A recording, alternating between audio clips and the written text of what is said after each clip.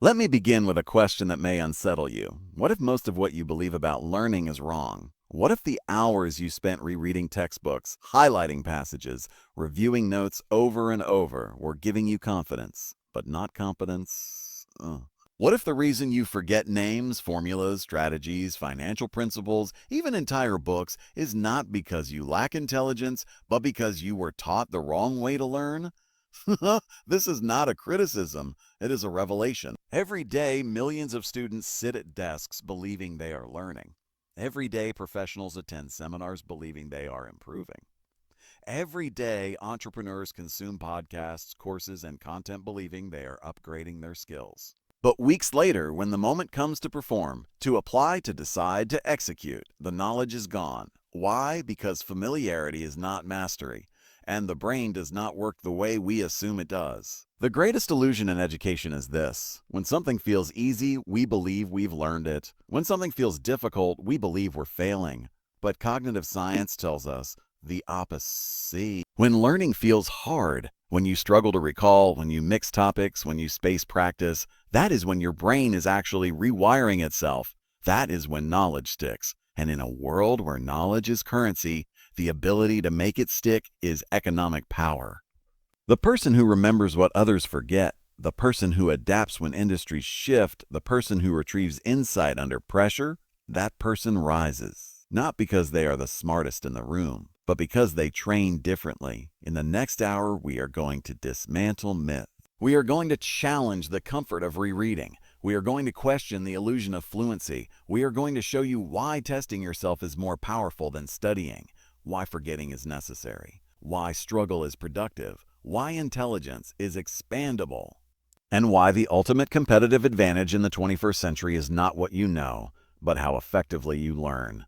Because here is the truth: information is everywhere, retention is rare, application is rarer, and adaptability is priceless. If you can master the science of learning, you compress time, you accelerate skill acquisition, you build mental models faster, you make better decisions under uncertainty, you create leverage, and leverage creates freedom. The future does not belong to those who study the longest. It belongs to those who study the smartest. So let me ask you again, are you truly learning? Or are you simply feeling fluent? Tonight, we make it stick. There is a quiet tragedy unfolding every single day in classrooms, boardrooms, homes, and offices across the world. People believe they are learning, and they are not. Students reread textbooks late into the night and feel productive. Professionals highlight reports until the pages glow yellow and feel informed. Entrepreneurs binge watch courses and believe they are upgrading their skills. And yet, weeks later, when the moment of application arrives, the knowledge is gone. Why? Because familiarity is not mastery. Let us begin with a simple story. Imagine a medical student preparing for an important exam. She reads her notes repeatedly. Each time she reads them, the content feels clearer, more recognizable, more comfortable. By the fourth reading, she feels confident. I know this, she thinks. Exam day arrives. The questions are framed differently. The context shifts. The answer choices are nuanced. Suddenly, recognition disappears because recognition is not recall, and recall is what real life demands. This is the great illusion of learning. When something feels easy, we assume it is effective. When something feels difficult, we assume it is failing. But cognitive science tells us something counterintuitive. Learning that feels hard is often the learning that lasts. Learning that feels easy is often the learning that disappears. We spent years researching memory, retention, retrieval, and durable knowledge, and what we discovered overturns centuries of bad study habits. Rereading is comfortable, but weak. Highlighting is satisfying, but shallow. Cramming is urgent, but temporary. The brain does not store knowledge like a file cabinet. It strengthens knowledge through retrieval and struggle. Let us explain this in human terms. Imagine you want to build muscle. Would you expect to grow stronger by watching workout videos repeatedly? Of course not. Strength is built by effort against resistance. The brain works the same way. Retrieval, the act of pulling information out of your mind, is resistance training for memory. Every time you struggle to recall something, you strengthen the neural pathways associated with it. Even if you get it wrong, especially if you get it wrong and then correct it. Here is a principle worth writing down. Struggle is not a sign of failure. It is the mechanism of growth. Now consider the economic implications of this. In a world where knowledge is currency, those who retain and apply information outperform those who merely consume it. Learning efficiently is financial leverage. If you can learn a skill faster and retain it longer, you accelerate your earning potential. If you can adapt knowledge across domains, you create innovation. If you can remember what others forget, you create advantage. Most people spend years studying, but never build transferable expertise. And transferable expertise is what the market rewards. Let us share another story. A young pilot is trained on flight simulators under variable conditions, different weather patterns, engine failures, unexpected turbulence. The training is chaotic, difficult, uncomfortable. Another pilot trains in stable, predictable scenarios. Smooth weather, clear skies, repetition without variation. On test day, the second pilot performs better. But in real-life emergency, the first pilot survives. Why? Because variation strengthens adaptability. This is called interleaving. Instead of practicing one skill repeatedly in isolation, mix different skills together. It feels harder. Performance during practice declines, but long-term retention and transfer improve dramatically. This applies to everything: finance, business strategy, investing, entrepreneurship. If you only practice under predictable conditions, your knowledge collapses under stress. If you train with variation, difficulty, and unpredictability, you become resilient. Resilient learners become resilient earners, and resilience is the foundation of financial freedom. Let us challenge another myth. Intelligence is not fixed. Memory is not static. Capacity expands with deliberate practice. When you retrieve information over spaced intervals, instead of cramming, the memory consolidates more deeply. Spacing is powerful. Imagine planting seeds. Would you water them once with a flood and walk away, or water them consistently over time? Spacing works the same way. Review today, review in 3 days, review in a week, review in a month. Each retrieval strengthens the memory trace. Cramming may produce short-term performance. Spacing produces long-term competence, and competence compounds. Compounding is not only a financial principle, it is a cognitive one. Small retrieval efforts today compound into mastery tomorrow. Let us give you a quote that captures this truth. Learning is deeper and more durable when it is effortful. Now pause. Think about your own habits. Do you reread? Do you highlight? Do you rely on familiarity? Or do you test yourself? Do you space your learning? Do you mix subjects? Do you embrace difficulty? The market does not reward comfort. It rewards capability. Capability comes from durable learning. And durable learning comes from techniques that feel uncomfortable. There is one more critical insight. Failure during practice is not a verdict. It is feedback. When you test yourself and get an answer wrong, your brain lights up with corrective potential. Error correction builds stronger memory than passive review ever could. In other words, getting it wrong today increases your chances of getting it right tomorrow. Avoiding mistakes prevents growth. This is as true in finance as it is in learning. Those who never test their understanding remain fragile. Those who challenge themselves become anti-fragile. So here is your first financial freedom principle rooted in cognitive science. Learn in a way that makes knowledge permanent. Because permanent knowledge becomes permanent advantage. Temporary learning produces temporary income. Durable learning produces scalable value. In a world drowning in information, the rare skill is retention. And retention begins with embracing desirable difficulty. If you want to make it stick, not just in your memory but in your life, you must reject comfort as the measure of progress. You must choose effort over ease, because ease fades, effort imprints. And the person who understands this has already stepped ahead of the crowd. Let us take you into a classroom. A student sits at her desk with a thick stack of notes. She reads them once, then again, then a third time. By the fourth reading, the sentences glide by smoothly. They feel familiar, recognizable, almost obvious. She closes the notebook with confidence. I know this, she tells herself, but what she is experiencing is not mastery, it is fluency, and fluency is a liar. Fluency is the smooth feeling of recognition. When something feels easy to process, we assume it has been learned deeply, but the brain confuses familiarity with understanding. This confusion costs students grades, it costs professionals promotions, and it costs entrepreneurs fortunes. Because in the real world, you are not asked to recognize answers. You are required to generate them. You are not handed multiple choice cues in business negotiations. You are not given highlighted reminders during high-stakes decisions you must retrieve. And retrieval is effortful. This is the second great principle. Memory is strengthened by retrieval, not exposure. When you close the book and attempt to recall what you read, that act of pulling information from your mind strengthens the neural pathways associated with it. Even when you struggle, in fact, especially when you struggle. Imagine two individuals learning about investing.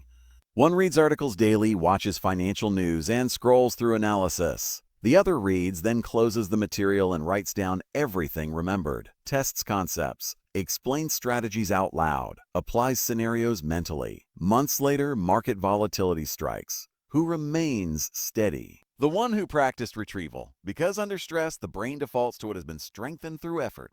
Let us tell you something radical. Testing is not merely a way to measure learning. Testing is a powerful way to create learning. We call this the testing effect.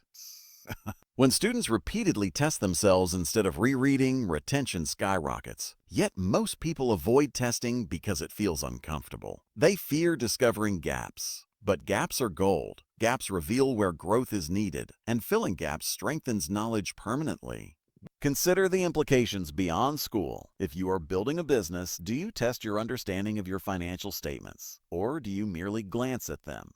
If you are learning negotiation, do you simulate difficult conversations, or do you read about them passively? If you are studying market cycles, do you predict scenarios before looking at outcomes, or do you consume analysis after the fact? Testing yourself creates mental agility. Mental agility creates strategic advantage, and strategic advantage builds financial independence. Now let us address another myth. Repetition alone does not guarantee mastery. Mass practice, what most people call cramming, can create rapid short-term gains. But those gains decay quickly. Spacing, on the other hand, introduces forgetting between sessions, and that forgetting is not a flaw. It is a feature. When you revisit material after partial forgetting, the act of reconstructing the memory strengthens it far more than immediate repetition would. Think of it like this. If you lift a weight repeatedly without rest, your muscles fatigue but do not necessarily grow stronger. Growth occurs during recovery. The brain functions similarly. Spacing creates the conditions for durable encoding, and durability is the ultimate goal. In finance, compounding is everything. In cognition, spacing is compounding. Each spaced retrieval strengthens neural connections incrementally. Over time, these small increments build expertise. Let us introduce another powerful concept: interleaving. Most people practice in blocks. Math students solve 20 problems of the same type consecutively. Athletes repeat the same drill over and over. Professionals rehearse one skill in isolation. Blocked practice feels productive because performance during practice improves rapidly, but improvement during practice is not the goal. Transfer is the goal. Transfer is the ability to apply knowledge in new contexts. Interleaving, mixing different types of problems or skills in one session, reduces immediate performance but increases long-term adaptability. In investing terms, blocked practice is like backtesting one market condition repeatedly. Interleaving is like preparing for bull markets, bear markets, recessions, volatility spikes, and stagnation, all at once. Which prepares you for reality? Reality is mixed, so your practice should be mixed. Desirable difficulties, spacing, interleaving, retrieval, slow down visible progress during practice. But they accelerate mastery over time. This brings us to an uncomfortable realization. The brain prefers ease, it prefers fluency, it prefers the illusion of progress. But the methods that create permanent learning feel inefficient. This is why so few people use them. And this is precisely why those who do gain disproportionate advantage. Let us pause and consider the economic dimension. In a knowledge economy, the ability to learn rapidly and retain deeply is leverage. If you can master complex domains faster than competitors, you reduce time to competence. If you can transfer skills across industries, you multiply opportunity. If you can recall principles under pressure, you make better decisions in volatile environments. Learning how to learn is meta-capital. It is capital that compounds invisibly before it becomes visible wealth. Now imagine an entrepreneur who adopts these principles. Instead of consuming endless startup advice, she extracts principles and tests her understanding weekly. Instead of reading about leadership repeatedly, she practices scenario-based retrieval. Instead of reviewing spreadsheets passively, she recreates financial projections from memory. Over time, she becomes sharper, clearer, more adaptable. Her competitors are busy feeling productive. She is becoming competent. Competence attracts capital. Competence builds trust. Competence scales influence. Here is a motivational truth grounded in research. Effortful learning today prevents expensive mistakes tomorrow. Mistakes in school cost grades. Mistakes in business cost capital. If you train your mind under desirable difficulty, you inoculate yourself against fragile thinking. Let us address confidence. True confidence is not built through easy wins. It is built through recovered failures. When you attempt retrieval and fail, then correct the error, the corrected knowledge becomes deeply embedded. The brain tags it as important. This is called error-based learning. Avoiding mistakes prevents this strengthening process. In finance, small controlled losses during learning phases prevent catastrophic losses later. In cognition, small retrieval failures prevent massive forgetting later. Controlled difficulty builds resilience, and resilience is the backbone of wealth creation. Let us summarize this section with a principle. Do not measure learning by how smooth it feels. Measure it by how well you can retrieve and apply without support. Ask yourself, can I explain this concept without notes? Can I apply this principle to a new scenario? Can I predict outcomes before seeing them? If the answer is yes, it is sticking. If not, more retrieval is required. The world is full of informed individuals. It is starving for adaptable thinkers. Adaptability is born from effortful practice, and effortful practice builds durable memory. And durable memory creates durable value. Which brings us to a final thought in this movement. Information is abundant. Retention is rare. Application is rarer. The person who understands how memory truly works possesses a silent advantage, because while others chase volume, you build depth. While others seek comfort, you embrace challenge. While others feel fluent, you become formidable minds shape markets. Let us begin with an uncomfortable truth. Most people are poor judges of their own learning. We do not say this critically, we say it scientifically. Human beings are wired with cognitive biases that distort self-assessment. We believe we understand more than we do. We assume familiarity equals mastery. We mistake confidence for competence. This is not a character flaw. It is a cognitive limitation. And unless you understand it, it will quietly undermine your growth. Imagine a law student who reads a case study repeatedly. The arguments feel clear. The reasoning seems obvious. The student predicts high performance on the exam. But when asked to apply the principles to a new case, performance collapses. Why? Because recognition masqueraded as understanding. This is called the illusion of competence. The mind confuses smooth processing with durable encoding. When information flows easily, the brain assumes it is stored deeply. But ease is not depth, ease is often shallowness. And here lies a dangerous pattern. The more experienced you become in a field, the more confident you feel. But confidence without calibration is risk. This is true in learning. It is true in investing. It is true in entrepreneurship. A trader who experiences early wins may attribute success to skill rather than favorable conditions. Overconfidence grows, risk increases, exposure expands, then volatility strikes. The illusion collapses. Metacognition, thinking about your thinking, is the antidote. When you step back and evaluate not just what you know, but how you know it, you sharpen judgment. Ask yourself, can I explain this concept without cues? Can I apply it under pressure?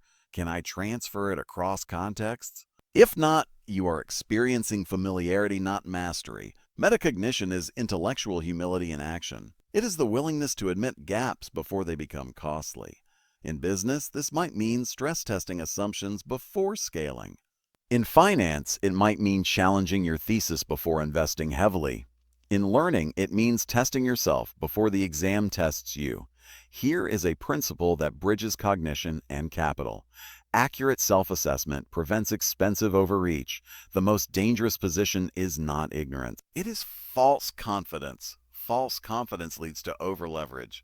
False confidence leads to premature scaling. False confidence leads to strategic blindness. False confidence often originates in illusions of learning. We have observed repeatedly that when learners are asked to predict their performance immediately after studying, they overestimate. When they are asked to predict performance after a delay, after spacing, their estimates become more accurate. Time introduces realism. Spacing not only strengthens memory, it sharpens judgment. This is why rapid consumption of information can create inflated certainty. Slow-spaced, tested learning creates grounded confidence. Let us tell you a story from aviation training. Pilots trained under high-difficulty simulation environments often report lower confidence during training compared to those trained in stable, repetitive conditions. But when assessed under unpredictable scenarios, the pilots trained under difficulty outperformed significantly. Their lower confidence during training reflected honest metacognition. Their performance reflected durable skill. In contrast, the smooth-trained pilots experienced inflated confidence during practice but underperformed under pressure. The lesson: training conditions that feel uncomfortable often produce realistic self-assessment and robust performance. Now consider the implications in wealth building. If you learn about markets only during bullish cycles, you may overestimate your investing skill. If you build a company only during economic expansion, you may underestimate structural vulnerabilities. If you never test your understanding in adverse scenarios, you remain fragile. Metacognition demands you ask, what don't I understand? Where could I be wrong? What assumptions am I making? These questions feel destabilizing, but they stabilize long-term performance. Here is a quote that captures this discipline. A confidence is built on tested knowledge, not assumed familiarity. Okay? Testing reveals limits. Limits guide improvement. Improvement builds durable capability. Durable capability creates durable income. There is another bias we must address: the tendency to attribute success internally and failure externally. When we succeed, we credit intelligence or skill. When we fail, we blame circumstance. This protects ego, but it impairs growth. In learning science, error analysis is critical. Instead of dismissing mistakes, we examine them. Why did retrieval fail? Was encoding shallow? Was spacing insufficient? Was practice too narrow? This analytical mindset accelerates learning. In financial life, similar reflection prevents repetition of costly errors. After a failed investment, do you blame the market entirely? Or do you examine your assumptions? After a failed launch, do you blame customers? Or do you examine product market fit? Self-serving bias blocks improvement. Metacognitive reflection unlocks it. Let us discuss another illusion: performance versus learning. Performance during practice is visible. Learning is invisible. When practice is easy, performance looks strong. Learning may be weak. When practice is difficult, performance looks poor. But learning may be strong. This mismatch confuses learners. They abandon effective techniques because they feel inefficient. They cling to ineffective methods because they feel productive. In finance, this mirrors short-term volatility versus long-term value. Short-term price movement does not always reflect long-term asset strength. Similarly, short-term practice performance does not always reflect long-term learning.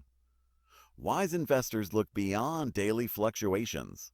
Wise learners look beyond immediate comfort. Both require discipline. Both require perspective. Both require metacognition. Let us now connect this directly to financial freedom. In a rapidly changing economy, your primary asset is your ability to adapt.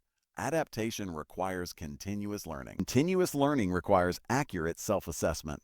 If you cannot evaluate your own knowledge accurately, you cannot adapt efficiently. And if you cannot adapt efficiently, you will fall behind. The half-life of skills is shrinking. Technical knowledge becomes outdated quickly. Those who master how to evaluate and upgrade their own competence will outpace those who rely on static credentials. Metacognition becomes career insurance. It allows you to pivot intelligently. It allows you to invest in learning where gaps exist. It prevents complacency. Complacency is expensive. Markets punish complacency. Industries punish complacency. Time punishes complacency. Let us leave you with a practical discipline.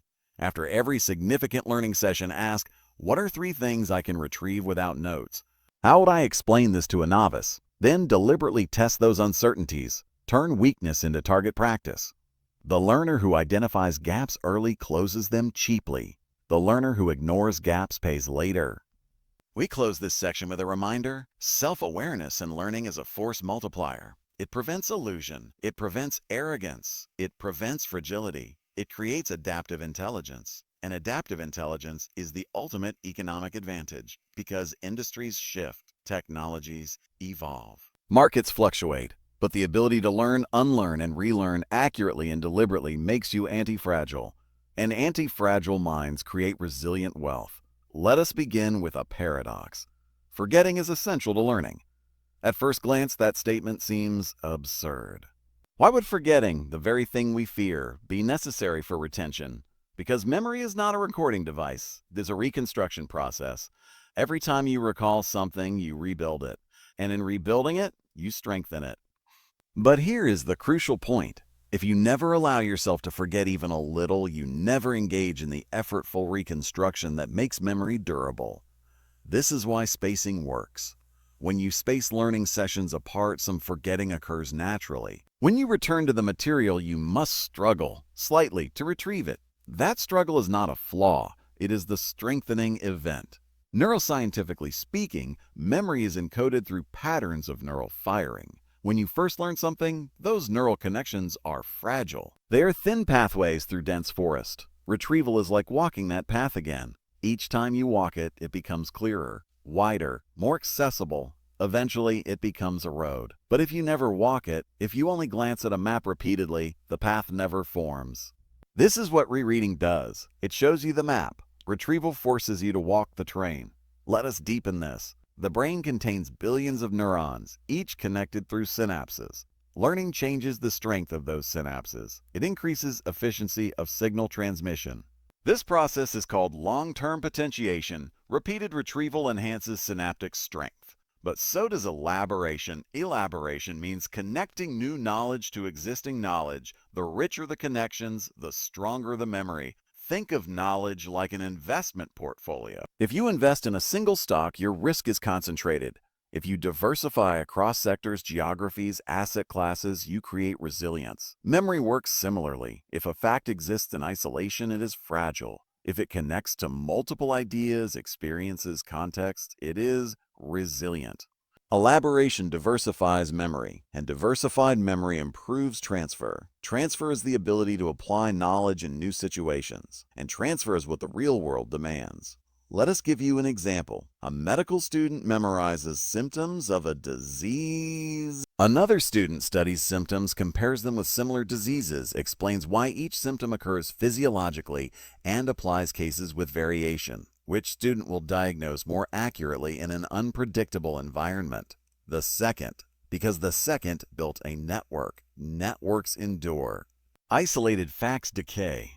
Now let us turn to forgetting again. The forgetting curve, first studied by Hermann Ebbinghaus in the 19th century, shows that memory declines rapidly after initial learning. But here is the empowering insight. Each retrieval resets the curve at a higher level, and each spaced retrieval slows the rate of future forgetting. This is compounding in cognitive form. The more strategically you retrieve, the slower forgetting becomes. In financial terms, imagine investing small amounts consistently. Early gains seem modest, but over time, compounding accelerates growth. Similarly, early spaced retrieval may feel inefficient, but over months and years, the durability multiplies. Now imagine two professionals. One learns superficially and forgets quickly. He must relearn repeatedly. The other learns deeply and retains. She builds on prior knowledge instead of restarting. Who advances faster? The second. Relearning repeatedly is cognitive debt. Durable learning is cognitive equity. Equity compounds. Debt accumulates interest. In a fast-moving economy, cognitive equity is priceless. Another crucial principle. Generation strengthens learning. When you generate an answer, even a guess, before being shown the correct one, you encode more deeply. This is called the generation effect. Why does this happen? Because generating requires effortful search. Search activates related neural networks. When the correct answer appears, it integrates into a broader structure. Contrast this with passive reading.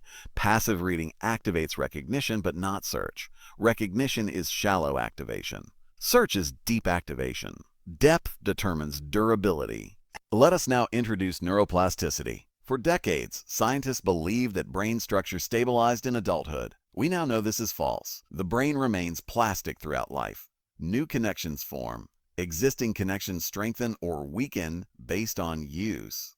This means your learning capacity is not fixed. It is shaped by practice, but plasticity responds to challenge, not repetition without effort, not passive consumption. Challenge. Desirable difficulty signals the brain. This matters. Adapt. Comfort signals. A no change required. In economic life, adaptation is survival. Industries are disrupted. Technologies replace old skills. Markets evolve. Those who rely on static expertise decline. Those who continually challenge their brain remain relevant. Continuous learning is not optional. But continuous learning must be strategic. Otherwise, you accumulate information without integration. Integration is where value emerges. Let us discuss integration. When new knowledge links with prior frameworks, it becomes part of a schema. Schemas are mental models. Mental models allow rapid decision-making under uncertainty. An experienced investor does not calculate from scratch each time. He relies on mental models built through exposure, retrieval, elaboration, and correction.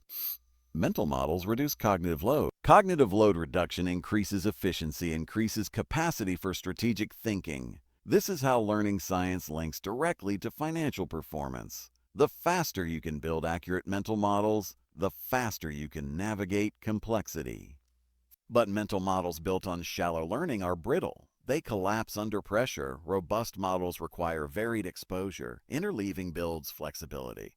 Spacing builds durability. Retrieval builds strength. Elaboration builds connectivity. Generation builds depth. Metacognition builds accuracy.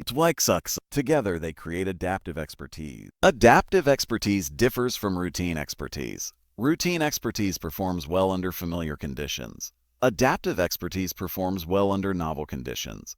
The future belongs to adaptive experts. Consider entrepreneurs during economic downturns. Routine operators may falter when demand shifts. Adaptive thinkers pivot. They identify new value propositions. They redeploy resources. They restructure intelligently. Adaptability is not personality. It is trained cognition, and trained cognition is built through the principles we have discussed. Let us offer a powerful statement. Your brain changes in response to how you challenge it. If you challenge it with retrieval, it strengthens recall. If you challenge it with variation, it strengthens flexibility. If you challenge it with elaboration, it strengthens integration. If you avoid challenge, it remains static. Now imagine applying these principles deliberately for 5 years. Daily retrieval, weekly spacing, mixed practice, regular reflection, error analysis, elaboration. What would your intellectual capital look like? What would your career trajectory look like? What would your earning potential look like? Learning efficiency compresses time, and time is the ultimate non-renewable asset. The person who can master complex domains in half the time doubles opportunity. The person who retains knowledge instead of relearning accelerates progress. The person who integrates across disciplines innovates. Innovation creates disproportionate reward. We close this section with a reminder: memory is not about storing facts. It is about building structures. Structures support reasoning. Reasoning drives decisions. Decisions shape outcomes. Outcomes create wealth. Understand how your brain builds structures, and you gain control over your growth. Ignore it, and you drift. And drift rarely leads to mastery. Let us begin by dismantling a comforting myth. Many people believe success belongs to the naturally gifted, the smartest students. The talented entrepreneurs, the born leaders. It is a compelling narrative. It is also incomplete. Decades of cognitive science reveal something more powerful and far more democratic. Long-term success depends less on innate intelligence and more on how effectively one learns. Talent may influence starting position, but learning strategy determines trajectory, and trajectory determines destination. Consider 2 students. One has high measured IQ, but studies through rereading and cramming. The other has average measured IQ, but practices retrieval, spacing, interleaving, elaboration, and reflection. Over time, who outperforms? Repeatedly, research shows it is the second, because intelligence is not a fixed reservoir. It is a dynamic system shaped by practice. Neuroplasticity ensures this. Effort changes structure. Deliberate practice refines pathways, and disciplined strategy amplifies potential. Now let us address grit. Grit is often described as perseverance and passion over long periods, but perseverance without strategy is exhaustion. Passion without method is frustration. Grit becomes powerful when aligned with effective learning principles. Imagine pushing relentlessly using ineffective study habits. Hours accumulate, fatigue builds, results plateau, discouragement follows. This is not lack of grit, it is misapplied effort. The key is informed persistence, persistence guided by science, persistence refined through feedback, persistence adjusted through metacognition. In wealth creation, the same principle applies. Working hard in the wrong direction compounds error. Working strategically compounds value. Let us examine motivation. Many people wait to feel motivated before engaging in difficult practice. But motivation often follows action, and action becomes sustainable when progress is visible. Effective learning strategies create visible long-term progress. Visible progress sustains motivation. It becomes a feedback loop. Poor strategies create shallow gains. Shallow gains fade quickly. Fading progress erodes motivation. This is why many learners abandon goals prematurely. They misinterpret poor method as lack of ability, which brings us to another myth. Struggle signals inability. In truth, struggle signals growth. When learning feels effortful, neural adaptation is occurring. When practice feels easy, change is minimal. We have seen students misjudge their potential because early retrieval attempts felt difficult. They concluded they were bad at the subject. But when coached to persist through desirable difficulty, performance transformed. Ability was not the barrier. Belief about effort was. This has profound economic implications. In rapidly evolving industries, new skill acquisition is mandatory. If you interpret difficulty as incompetence, you will avoid growth. If you interpret difficulty as development, you will expand continuously. Continuous expansion creates compounding advantage. Let us offer a statement grounded in research. Effort is not evidence of deficiency, it is evidence of engagement. Reframe struggle. Do not ask, why is this hard? Ask, how is this strengthening me? Now let us consider delayed gratification. Spacing requires patience. Interleaving requires tolerance of lower immediate performance. Retrieval requires acceptance of mistakes. These strategies trade short-term comfort for long-term mastery. Financial independence operates under identical logic. Saving and investing trade short-term consumption for long-term freedom. Diversification sacrifices immediate spikes for sustained growth. Risk management limits explosive gains, but protects from catastrophic loss. The same psychological discipline required for durable learning is required for durable wealth. Patience, tolerance for discomfort, strategic thinking, delayed reward. Let us connect this to identity. When learners adopt the identity of someone who improves through effort, they persist intelligently. When investors adopt the identity of disciplined long-term builders, they avoid impulsive decisions. Identity shapes behavior. Behavior shapes outcomes. Outcomes reinforce identity. This feedback loop can either empower or constrain. If you see yourself as someone not good at math, you avoid practice. Avoidance limits growth. Limited growth reinforces belief. If you see yourself as someone who strengthens through challenge, you engage. Engagement builds skill. Skill builds confidence. Confidence reinforces identity. The difference lies not in talent, but in approach. Now let us discuss overlearning. Some believe repeating material long after mastery ensures permanence. Research suggests diminishing returns. Once retrieval becomes effortless, additional repetition adds little. Time is better invested in spaced review or new learning. Efficiency matters. In financial terms, opportunity cost matters. Every hour spent reinforcing already mastered material is an hour not spent expanding competence. High achievers allocate time strategically. They review weak areas more frequently. They space strong areas efficiently. They maximize return on cognitive investment. Let us also address burnout. Burnout often stems not from volume alone, but from ineffective volume. When effort does not yield durable progress, discouragement builds.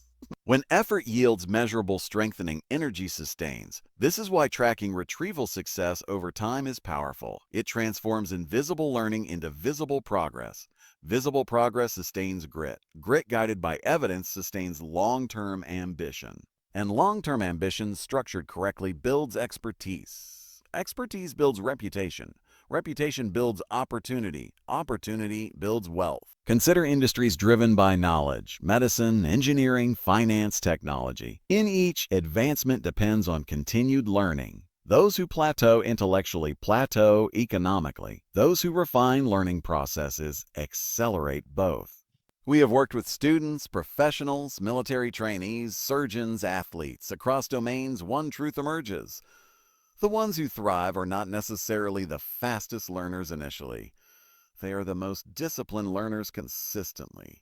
Consistency compounds. Let us present a powerful framework. Daily, retrieve key concepts without notes. Weekly, space review of prior material. Monthly, interleave across topics. Quarterly, reflect on weaknesses and adjust strategy. Annually, assess skill gaps in relation to market evolution. And this structure integrates cognitive science with career planning. Learning becomes systemized, growth becomes predictable, financial independence becomes more attainable. Because your primary asset, your mind, becomes stronger, sharper, more adaptive.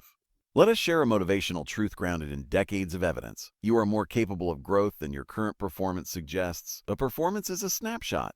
Capacity is dynamic. Effortful learning expands capacity. Capacity expands opportunity. Opportunity expands potential earnings.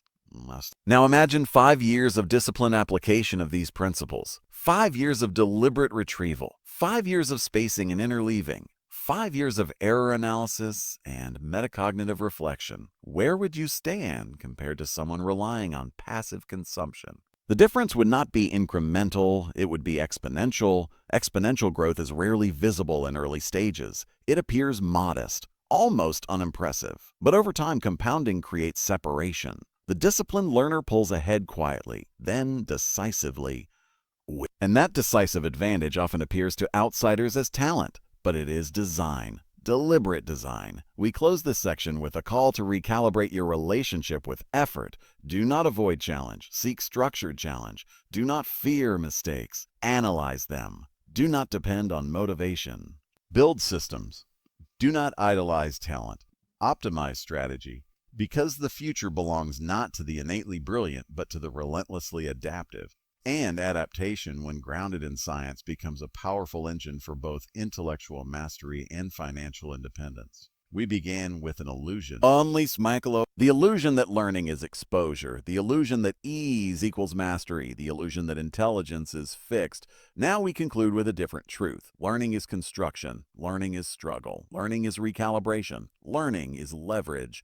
And in a world changing faster than any generation before us has experienced, the ability to learn effectively is not merely academic, it is existential. Industries are being rewritten. Technologies are displacing entire skill sets. Artificial intelligence reshapes workflows. Markets move at unprecedented speed. In such a landscape, static knowledge depreciates, but adaptive learners appreciate. This is the final principle. The ultimate competitive advantage is the ability to learn better than the environment changes.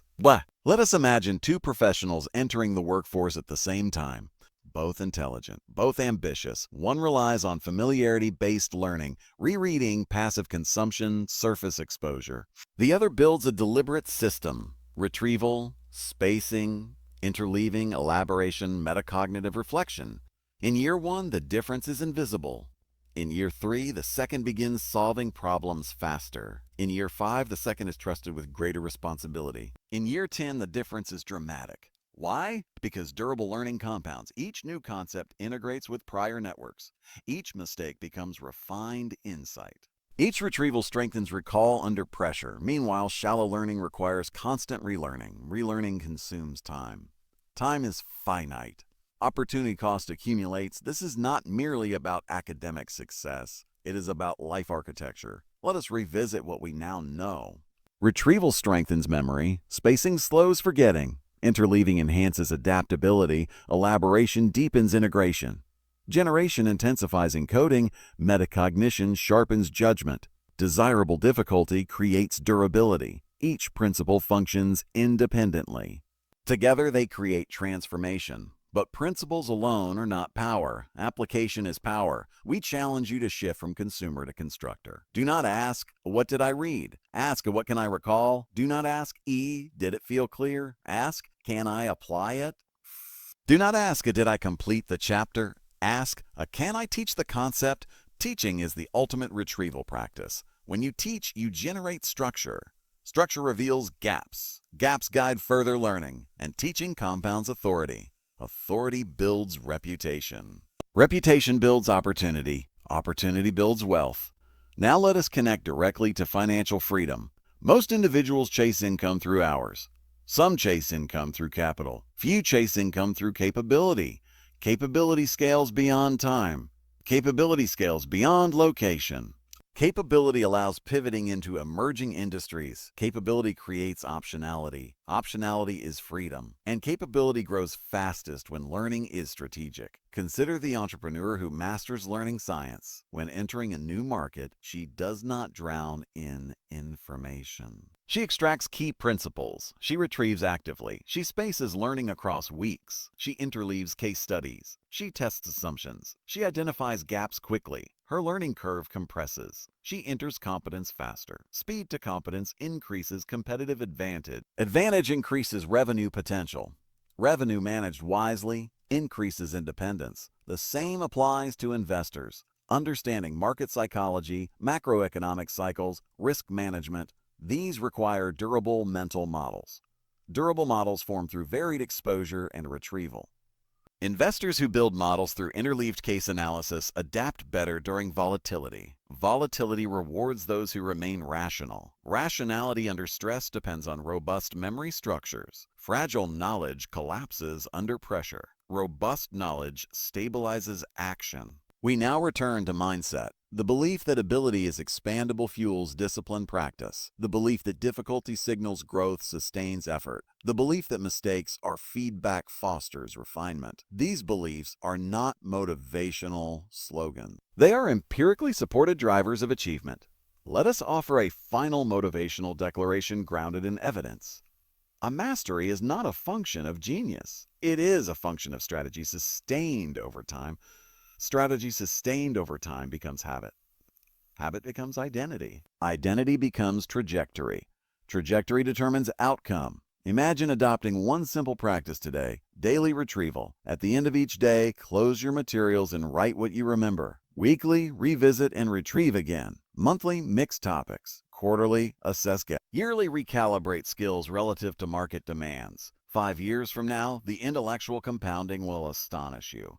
Not because you worked harder than others, but because you worked smarter than your own instincts. Your instincts prefer ease. Your growth requires effort.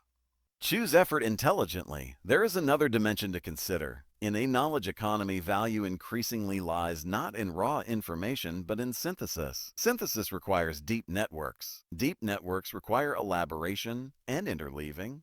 The person who connects disciplines, technology with psychology, finance with behavioral science, engineering with ethics, creates innovation. Innovation commands premium reward. But synthesis cannot occur if learning remains siloed. Interleaving across domains accelerates cross-pollination. No way, it's cross-pollination. Cross-pollination creates breakthrough insight. Breakthrough insight creates disproportionate value. And disproportionate value builds disproportionate wealth. Now reflect. What would happen if you approached every new skill as a long-term asset rather than a short-term requirement? If instead of cramming for performance, you built for permanence? If instead of measuring success by completion, you measured it by recall? If instead of avoiding difficulty, you engineered it? The transformation would not merely be academic, it would be economic. Because your mind would shift from fragile to antifragile, from reactive to adaptive, from consumer to creator. Let us conclude with clarity. The future does not belong to the fastest memorizers. It belongs to the most adaptable learners. It does not belong to those who feel smart. It belongs to those who practice strategically. It does not belong to those who avoid mistakes. It belongs to those who extract wisdom from them. Learning how to learn is not a study tactic. It is life infrastructure, and infrastructure determines resilience. Resilience determines longevity. Longevity determines cumulative impact. Cumulative impact determines legacy. You now possess the blueprint: retrieval over rereading, spacing over cramming, interleaving over blocking, elaboration over isolation, reflection over assumption, difficulty over comfort. Apply it, refine it, sustain it, and watch as your intellectual capital compounds. In a volatile world, skills may expire, industries may shift, technologies may disrupt, but the disciplined learner adapts, and the adaptive individual remains relevant. Relevance creates opportunity. Opportunity creates wealth. Wealth managed with wisdom creates freedom. And freedom is the ultimate dividend of making learning